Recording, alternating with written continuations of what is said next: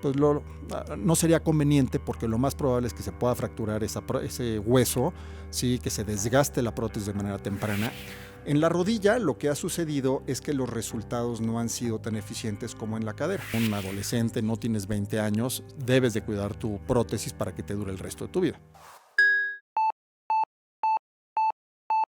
Hola, ¿cómo están? Bienvenidos a una emisión más de Dosis de Salud. Los saluda Enrique Villanueva y en esta ocasión vamos a hablar de una técnica que podría parecer del futuro, pero ya es una realidad, y además no crean que es un tema que solo le atañe a las personas de arriba de 60, de 70 años. Nos puede pasar a todos, ya sea por un desgaste natural, por un accidente, y me refiero a cirugía de reemplazo de rodilla y cadera, pero a través de robots que operan. Y bueno, obviamente, siempre detrás de todos estos robots y tecnologías hay un buen galeno y un especialista que nos va a dar luz acerca de todo lo que está pasando en esta área específica de la ortopedia. Y nos acompaña el día de hoy el doctor Gonzalo Vázquez Vela Johnson. Él es traumatólogo y ortopedista. ¿Cómo está, doctor? Bienvenido. Bien, Enrique. Muchas gracias. Les voy a dar un contexto antes. Él, aparte de estar adscrito al Hospital Ángeles Pedregal, es investigador clínico y bueno, cuenta con muchísimas cartas credenciales que ya les iremos dando en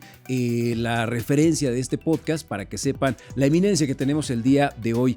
Y miren, a ver, déjenme comentarles que en este episodio vamos a estar hablando sobre Mako. ¿Qué es Mako? Es una tecnología que funciona para cirugías de reemplazo tanto de rodilla como de cadera. Pero bueno, les voy a dejar hasta aquí un poquito la información porque vamos a pasar a la charla con doctor Gonzalo. Bueno, pues ya estamos aquí. Cuéntenos, a ver, ya estamos en una época en donde podemos decir, si la cadera o la rodilla no me funciona o me dejó de funcionar por algo, ustedes llegan y la cambian, pero no es como que te quiten la rodilla y te quiten la cadera y pongan otra. ¿Y qué funciona, doctor? Claro. De lo que se trata el reemplazo articular, ya sea de rodilla o de cadera, es sustituir las superficies articulares que han perdido el cartílago y que tienen hueso expuesto, las mismas que producen dolor. Entonces, esta cirugía está enfocada a pacientes que tienen dolor, inflamación, datos mecánicos, deformidades de las articulaciones tanto de rodilla como de cadera. Cabe mencionar que esta cirugía fue denominada por el Lancet, una revista muy connotada, como la cirugía del siglo, ¿sí? El reemplazo articular de la cadera. En la rodilla lo que ha sucedido es que los resultados no han sido tan eficientes como en la cadera. Okay. Entonces lo que se ha buscado son tecnologías nuevas para mejorar los resultados que tenemos, que en prótesis de rodillas son muy buenos, es 80-85% de satisfacción de los pacientes. ¿Esto a qué se debe? ¿A la complejidad de cada una de las partes? ¿Que la cadera tiene menos complejidad que la rodilla, que tiene distintos movimientos? ¿O por qué es esta diferencia? Pues lo que pasa es que en la cadera los pacientes sienten, cuando se les hace una prótesis de cadera, como si fuera su misma articulación. No se dan cuenta que tienen una prótesis, algo metálico con plástico dentro de su cuerpo. Y en la rodilla no se ha tenido tal éxito, entonces, como te comento, se buscan nuevas opciones para tratar de llegar a tener esos resultados. Ahora, ¿qué pasa en la rodilla? Es que la rodilla es una articulación diferente a la cadera. Sí. En la rodilla lo que estamos buscando es tener una alineación adecuada en diferentes planos, en sagital, en coronal, en axial, y se pueden colocar las prótesis, ¿sí? De manera que con los diferentes grados de libertad que tenemos para colocarlo, tanto en fémur como en tibia, hay 792 diferentes posibilidades para acomodarlo. Entonces, este es vamos a decir que es un juego de milímetros y de grados. Yo con mi ojo no puedo lograr a discernir 1 milímetro o no puedo discernir medio grado o 1 grado, a diferencia que el robot sí lo puede hacer. Entonces, me ayuda el robot para tener una buena alineación, para tener un tamaño correcto de los componentes y una orientación correcta de los componentes, y me ayuda, muy importante en la rodilla, a tener un balance de tejidos que sea adecuado tanto en flexión como en extensión, para que el paciente logremos, que eso sería el ideal, que sienta que la rodilla es como si fuera su propia rodilla. ¿Sí? Y es que también trabajan, sobre todo en la rodilla, en varias áreas. En líquido, en cartílago, en tendones, en huesos. O sea, son distintas superficies y dependiendo del daño es, supongo, la acción que tienen que hacer para cada caso. Correcto. Muchas veces no solo se pierde el cartílago, sino también se puede haber afectado el tejido que se encuentra abajo, que es el hueso. Y eso puede empezar a ocasionar diferentes deformidades. Si hace algunos años hubiera escuchado problemas de rodilla, hubiera pensado que se referían a las personas de la tercera edad, pero después de que uno pasa de ciertos años se da cuenta que ya también viene el desgaste natural, ya sea porque hiciste ejercicio o porque tenías una mala postura al caminar. Y esto, ¿para qué lo traigo a colación? Para que vean que no es un tema que está solo para las personas que son mayores de 60 o de 70 años, sino que nos puede pasar a los adultos contemporáneos. Por supuesto. O incluso a alguien todavía menor en el caso de un accidente. Por ejemplo, no sé, te caes de la moto y tienes que sustituir parte de la cadera. Ahí es donde entran este tipo de ayudas. Por supuesto. Vamos a pensar que los diagnósticos más frecuentes para hacer un reemplazo de una articulación, por supuesto el más frecuente es osteoartrosis, que sí sería en pacientes grandes, vamos a pensar arriba de 60 años. El que sigue pudiera ser como fracturas articulares, que era lo que estabas comentando, un accidente de motocicleta, por ejemplo, en el cual queda un desnivel en la reparación con clavos y tornillos, y esto lleva un desgaste temprano. Otro diagnóstico puede ser la artritis reumatoide, que son pacientes que tienen unas enfermedades inflamatorias que atacan a sus propias articulaciones y se destruyen. Otra opción sería, dentro de los diagnósticos, la necrosis avascular. Okay. O sea que por no llegarle suficiente aporte sanguíneo al hueso, se deforma, cambia la geometría normal de la articulación, se colapsa y tiene un desgaste. Ahora, esto se puede presentar, por supuesto, tanto la artrosis postraumática, que es por una fractura, la necrosis avascular o artritis reumatoide en pacientes más jóvenes de 60 años. O sea, ya no es una cirugía que esté reservada para gente de la tercera edad. Se debe de poner cuando se necesite. ¿Habría una manera de, por ejemplo, a ver, digo, después de los 60 años ya el desgaste es natural, si se tiene sobrepeso, las rodillas se estuvieron cargando durante mucho tiempo y a lo mejor estuvieron haciendo ahí una fricción o se va acabando todos los líquidos que hay allí? ¿Habría alguna manera de tener una higiene mucho más preventiva por parte del paciente o de todos los que estamos saludables de cadera y de rodilla antes de tener que recurrir a una operación? Sí, por supuesto. O sea, siempre en la medicina debemos de pensar primero en prevenir, ¿sí? Y luego en tratar. ¿Cómo se puede prevenir esto? Bueno, pues teniendo una buena salud en general, una dieta balanceada, mantenerse delgado, hacer ejercicio que no sea exhaustivo, que pueda llegar a fatigar las articulaciones. Por ejemplo, en corredores tipo como maratonistas, claro, ultramaratonistas, pues ellos están propensos a un desgaste mayor. Ahora, curiosamente también en el otro espectro de los pacientes, el paciente que tiene obesidad, al estar cargando más peso de lo que está diseñado su cuerpo, al cabo del tiempo, pues tiene también un desgaste. Entonces creo que hay que encontrar el punto medio entre hacer ejercicio que te satisfaga, claro, sí, pero que no te esté ocasionando un mal.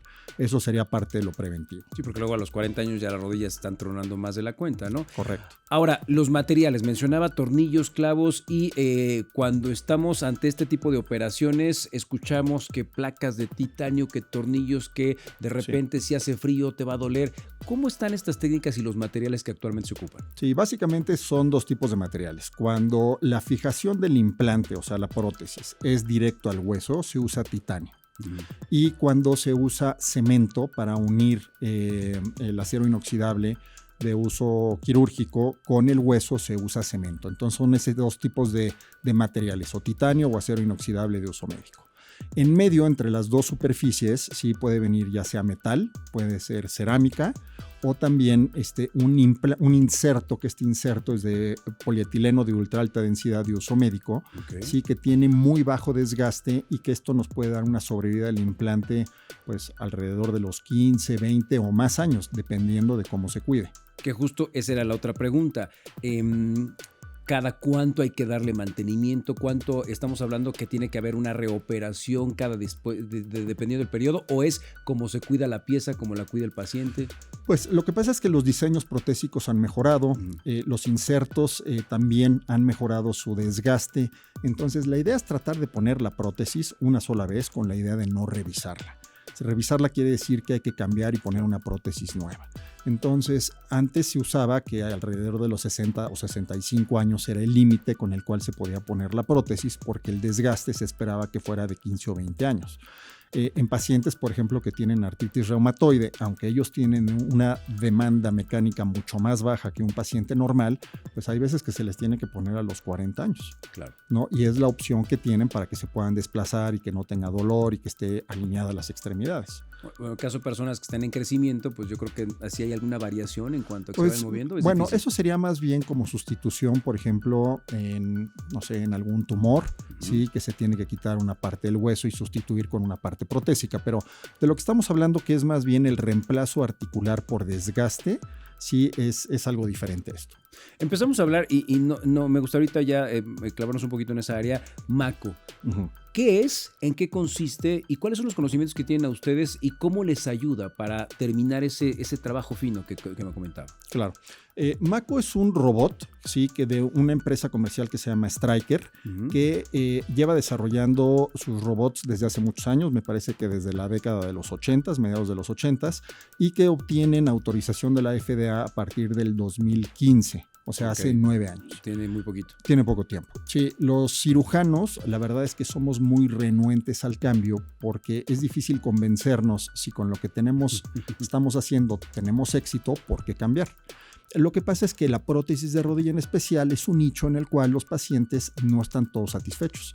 Ese 15 o 20% de pacientes insatisfechos es donde se puede usar el robot porque no podemos discernir a quién le va a ir bien y a quién no le va a ir bien.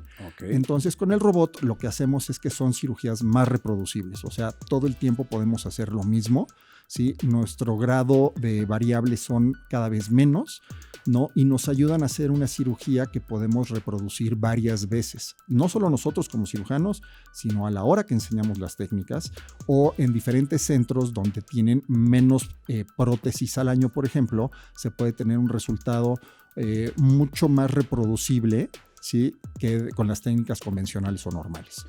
Pero ¿en qué momento, por decirlo de alguna manera, en qué momento terminan ustedes y entra el robot? Bueno, lo que pasa es que la cirugía se programa desde el principio con robot. Hacemos todo lo que se hace en una consulta, ¿no? Una historia clínica, una descripción del padecimiento actual, la exploración física del paciente. Se obtienen radiografías y las radiografías son muy importantes para tener el diagnóstico. Claro. Ya sea que sea osteoartrosis, necrosis vascular, artritis reumatoide o una artrosis postraumática.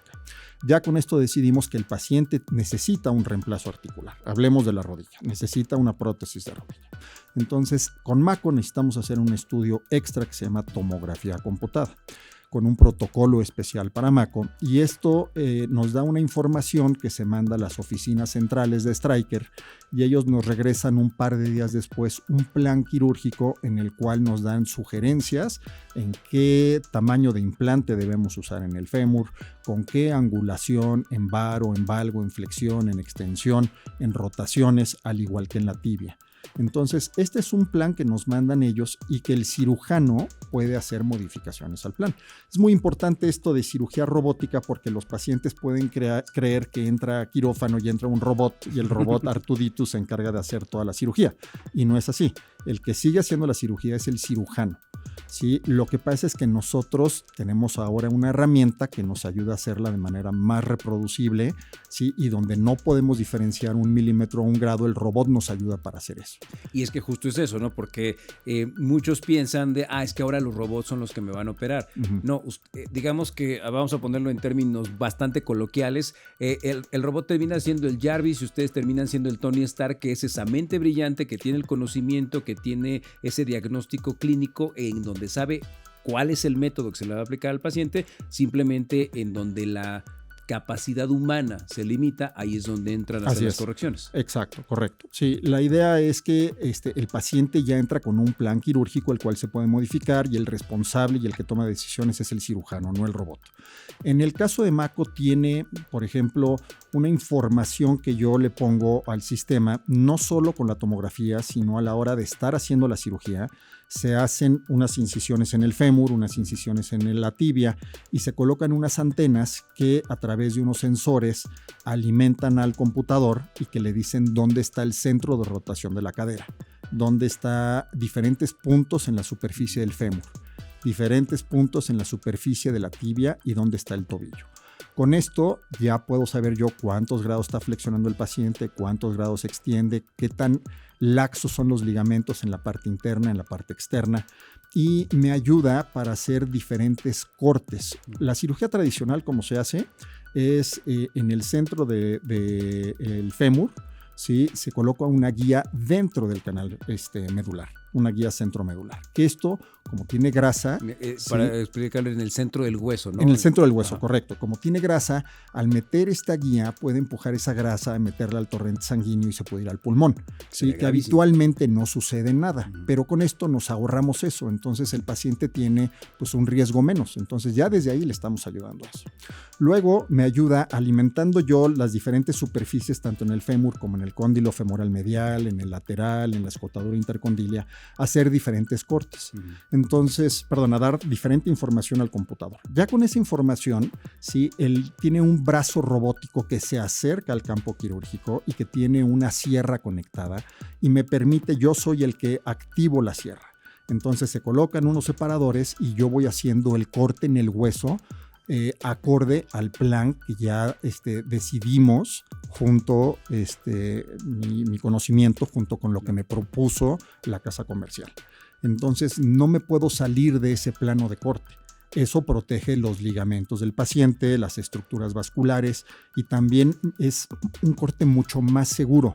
No me permite salirme de un plano porque tiene una versión áptica. Es algo similar a como los coches actuales que te mantienen en tu carril. Si tú no pones la direccional, ¿sí? Y te quieres salir del carril, tienes una vibración en el volante y te regresa a tu carril.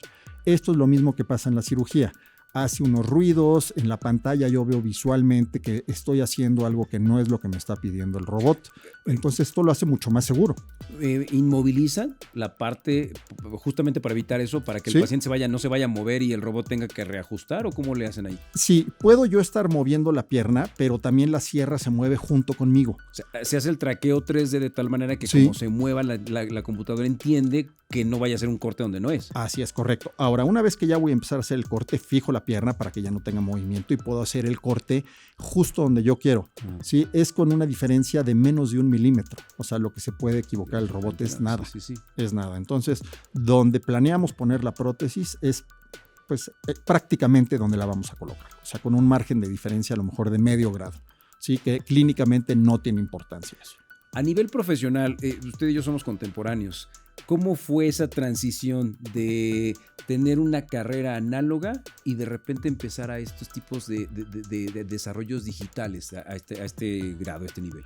Sí, pues yo creo que es por ese porcentaje de pacientes que están contentos con su prótesis, pero como que quisieran o ellos tenían una expectativa de estar un poco mejor, ¿sí? De poder hacer más cosas, que sintieran la rodilla como si fuera una prótesis, la prótesis como si fuera una rodilla propia. Entonces yo creo que ahí fue donde fue el cambio de analógico a robótico, a digital. Y la verdad es que, bueno, si te gusta este tipo de cosas de la alineación que sea 0 grados, el estar midiendo medio grado, 1 milímetro, ¿sí? Pues como que te ayuda mucho a entender mejor qué es lo que estás haciendo. Tú lo puedes hacer de manera reproducible y le puedes enseñar a tus médicos, sí, que están más jóvenes, cómo hacerlo. Entonces es una herramienta educativa también muy buena para que todos podamos estar haciendo una cirugía compleja de manera más reproducible y que no tengamos esos que se encuentran a las orillas, el que tiene demasiada deformidad después de la cirugía en varo o en valgo y que con el tiempo eso puede fallar. Entonces cirugías que sean menos dolorosas, que tengan menos inflamación, que tengan mejor movilidad, que estén menos días en el hospital, que tengan menor sangrado, ¿sí? Y que tengan una función mejor y una sobrevida mejor del implante. Y ahorita vamos a tocar ese tema en especial, pero por ejemplo, este espacio de salud no solo está dedicado para los pacientes, sino también para el gremio médico, sobre todo para muchos estudiantes, ¿no? Que se están diciendo, bueno, yo estudié ortopedia, ¿cómo le hago para alcanzar el conocimiento que tiene el doctor Gonzalo? ¿Cómo le hacen? ¿Qué es lo que tienen que estudiar? ¿En qué se tienen que especializar? ¿O por dónde va la residencia? Claro. Bueno, primero hay que ser ortopedista, estar certificado por el Consejo Mexicano de Ortopedia, posteriormente hacer una subespecialidad, ¿sí? Con esta subespecialidad en cirugía articular, ¿sí? Ya puedes poner prótesis de rodilla, de cadera de una manera, vamos a pensar, reproducible. Y algunas gentes que quieren seguir estudiando esto, sí se pueden meter a lo que es la robótica, tienen que estar certificados, o sea, no cualquier ortopedista sí puede llegar y poner este tipo de prótesis. Se necesita hacer un entrenamiento, primero en huesos de plástico que se llaman Sobones, posteriormente se tienen que hacer en talleres cadavéricos y luego pues ya en pacientes. Y esto pues lleva su tiempo, ¿sí? ¿Se estudia como especialidad, como posgrado, como taller? Bueno, la especialidad es ortopedia, la subespecialidad es cirugía articular y ya luego pues el interés en robótica, que eso ya depende de cada quien. ¿Usted ha estado estudiando tanto en Europa como en América? ¿Se estudia aquí en México Sí. o solo hay institutos en el extranjero? No, sí se estudia en México, hay varios lugares donde se puede hacer ortopedia, también varios lugares donde se puede hacer la subespecialidad de cirugía articular, sí, pero la parte ya de robótica pues ya depende del interés de cada quien, ¿no? Hay 2 casas comerciales actualmente que tienen este tipo de robots, cada uno con alguna característica especial y filosofía un poco diferente, pero en los 2 se tiene uno que certificar, sí, y hacer algunos casos antes de poder empezar a implantarlo en pacientes en vivo. Ahora, regresemos al paciente. De las cirugías tradicionales a las cirugías con su expertise y con Mako, ¿cuáles son los tiempos de espera o los tiempos de recuperación en un paciente o incluso hasta el mismo tiempo de la operación? Claro. La cirugía puede ser un poquito más larga, sobre todo los primeros casos. A lo mejor los primeros 7 o 10 casos en lo que uno agarra experiencia pueden ser un poco más largas. Hablamos unos 10, 15 minutos más. No es una gran diferencia, pero al cabo del tiempo se normaliza ese tiempo entre cirugía convencional y cirugía robótica. Lo que yo hago es internar al paciente, por ejemplo, la noche anterior, lo opero temprano en la mañana a las 7 de la mañana. Es una cirugía que dura aproximadamente 1 hora. Pasan a su cuarto con un vendaje que va desde la ingle hasta el tobillo y durante la cirugía hacemos una infiltración de tejidos blandos con algunos anestésicos y antiinflamatorios. Antes de la cirugía les damos diferentes medicamentos analgésicos y antiinflamatorios y en el posoperatorio también. ¿Es anestesia general? Puede ser anestesia general o puede ser bloqueo. Okay. Sí, depende de la preferencia del paciente, del anestesiólogo, sí, y esto, bueno, pues ellos prácticamente toman la decisión, porque yo tengo que hacer lo mismo. Que esto es bien interesante lo que dice. A ver, no se está ganando rapidez, se está ganando precisión, ¿no? Porque Exacto. de repente dicen, pues entonces es que a mi familiar o a mi amigo se tardaron 2 horas en la operación. ¿Cómo usted me dice que se va a tardar 2 horas? Pues sí, a lo mejor sí no nos tarda el mismo, pero la precisión va a ser totalmente distinta. Así es, correcto. Yo creo que el promedio de este tipo de cirugía puede ser como 1 hora, 1 hora y cuarto, 1 hora y media. Ese sería el tiempo normal o a lo mejor un poquito menos. Pero aquí lo importante es hacerlo rápido y bien, ¿no? Entonces ya una vez que pasaste esa curva de aprendizaje de 7 a 10 casos, ya normalizaste tu tiempo y ya no está excedido el tiempo que te lleva a la preparación del robot. El robot son 2 aparatos que se ponen a los lados del paciente, uno que tiene el brazo robótico que viene adaptado con la sierra y del otro lado hay una cámara que tiene unos sensores que están leyendo qué es lo que está pasando con el fémur y la tibia, que tienen unos aditamentos que se fijan al hueso, ¿sí? Y que todo el tiempo me sabe el robot en dónde está la pierna, en qué posición. Y eso es lo que me ayuda a hacer los cortes correctos. Entonces, en lo que tú vas agarrando la experiencia y familiarizarte en dónde va el robot, el trabajar con tu técnico, que es una parte súper importante del procedimiento, lleva a lo mejor unos 7 o 10 casos. Pero ya con eso ya se regulariza y es el mismo tiempo que en los demás casos. Ahora, cada quien hace sus cirugías de manera diferente, pero nosotros lo que estamos tratando es que el paciente se pueda ir a su casa lo más rápido posible. Antes de entrar a eso, ¿cuántas personas conforman el equipo en una operación promedio?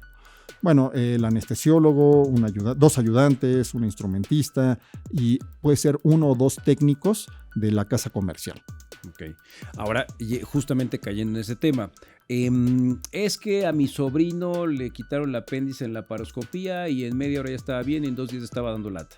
Aquí, ¿cómo es el avance de la recuperación? ¿Es igual que en el proceso tradicional? Claro, ya haciendo la precisión en cuanto a justo la precisión que tuvo para cada uno de los cambios y sobre todo el paciente, lo que le interesa. Sabemos que es muy complejo porque cada caso es totalmente distinto, no es lo mismo un accidente que es lo mismo a una persona de la tercera edad o alguien que tenga una enfermedad, como ya nos explicaba el doctor, pero una de las cosas que nos interesa a nosotros como pacientes es en cuánto tiempo ya voy a estar casi como estaba antes. Claro.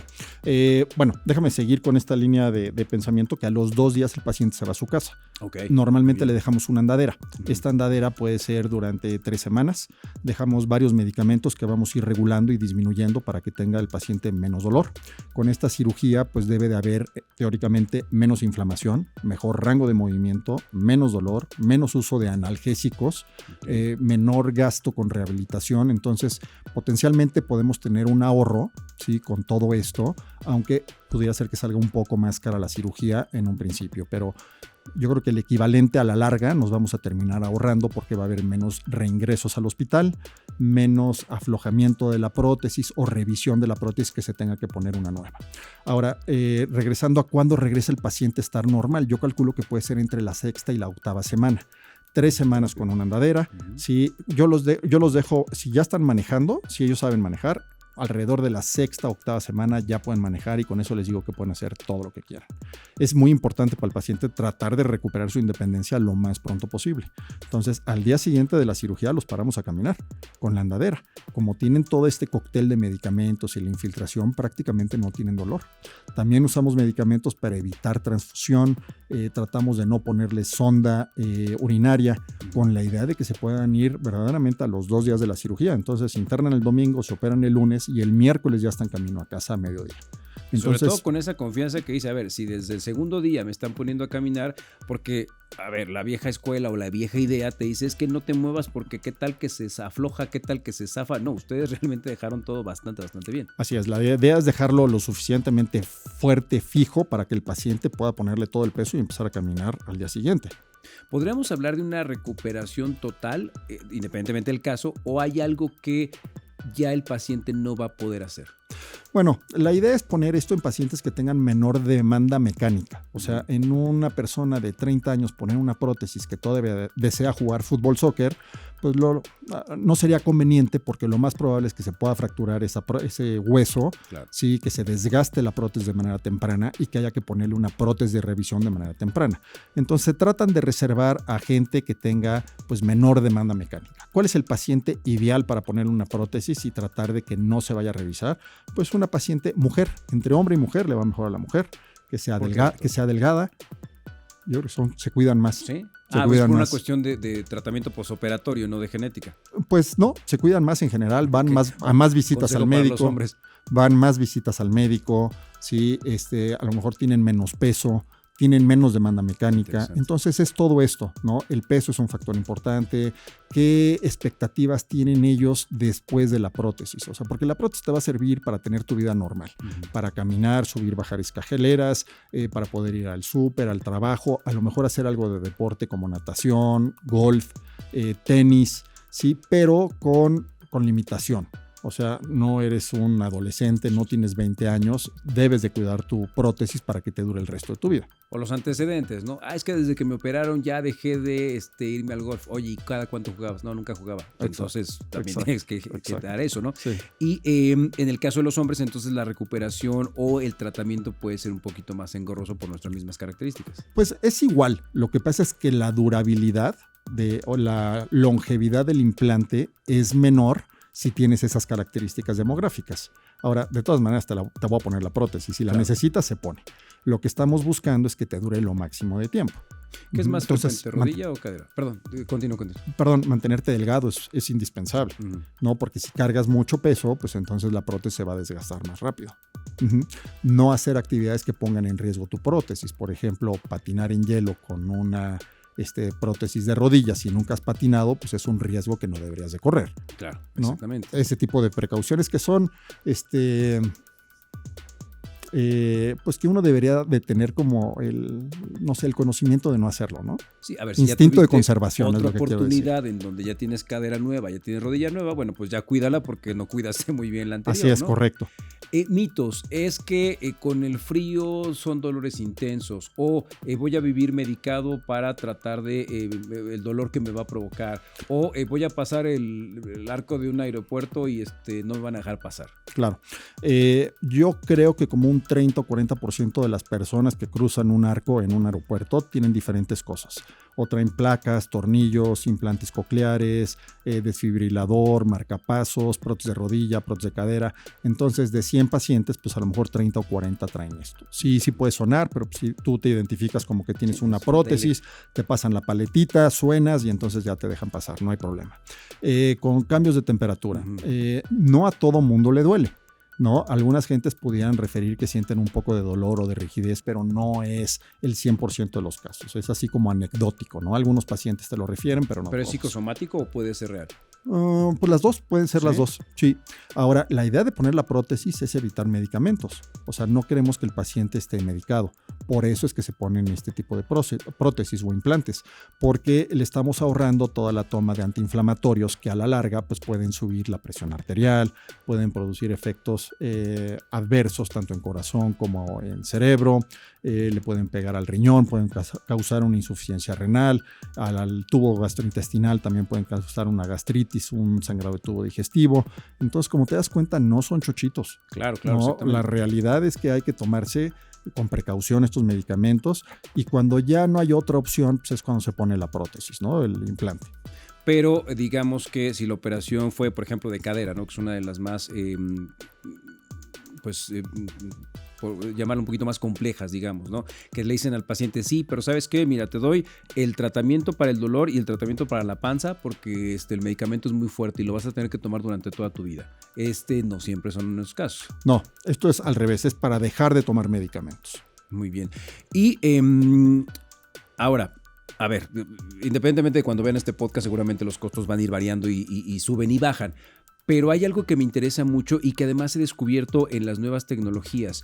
Un paciente escucha este podcast y lo va a ver y va a decir, no, sí, pero eso está buenísimo, pero seguramente es un precio exorbitante. Y platicando con ustedes, me dicen, a ver, y no solo se da con este caso, sino con otras tecnologías. Podría parecer costoso, pero cuando tú ves los ahorros que vas a tener en otras áreas, hay veces que vale la pena esa inversión. ¿Estamos en este nivel o sí de plano por el momento es una tecnología pues que el método tradicional por una cuestión de costo siempre va a ser mejor? Bueno, los estudios, lo que están dando, la información que están dando conforme va pasando más tiempo, es que sí hay un ahorro cuando se hace con el robot. Okay. Porque pues te ahorras de varias cosas. La rehabilitación, días hospitalarios, hay menos dolor, hay mejor movilidad. Entonces, a la larga, sí se presume que pudiera haber un ahorro en comparación con la técnica potencial. Ya nada más con no tener que volver a entrar al hospital, sí, pues eso es una gran ventaja. El no tener que tener otra cirugía de revisión, pues es una gran ventaja. Entonces yo creo que sí a la larga va a demostrar, sí, que es, aunque salga un poquito más caro en un principio, a la larga te vas a terminar ahorrando. Pero yo creo que también aquí viene una reflexión bien importante. No hay que suponer, hay que acudir con los expertos, que los expertos nos den un panorama más amplio, porque si no, a veces nosotros nos damos con la idea de, híjole, no me voy a meter con el doctor que trabaja con lo último en tecnología porque va a ser muy caro. Y por no ir a preguntar, se van con otro tratamiento y resulta que a veces o el coste pudo ser menor o igual. Doctor, ¿dónde lo podemos localizar? Sus vías de contacto, redes, etcétera, etcétera. Claro, con mucho gusto. Estoy en el Hospital Ángeles del Pedregal, en el consultorio 608. Doy los teléfonos. Sí, claro, adelante. Sí, 55 68 40 81 y terminación 2422. No sé si en el caso de los galenos las redes sociales las ocupen un poco más o ya sí, no tanto. Sí, tengo Facebook que es Ortopedia Vázquez Vela Johnson. Ajá. Y también Instagram que es Gonzalo BBJ. Muy bien. ¿Algún correo? Sí, Gonzalo @gmail.com.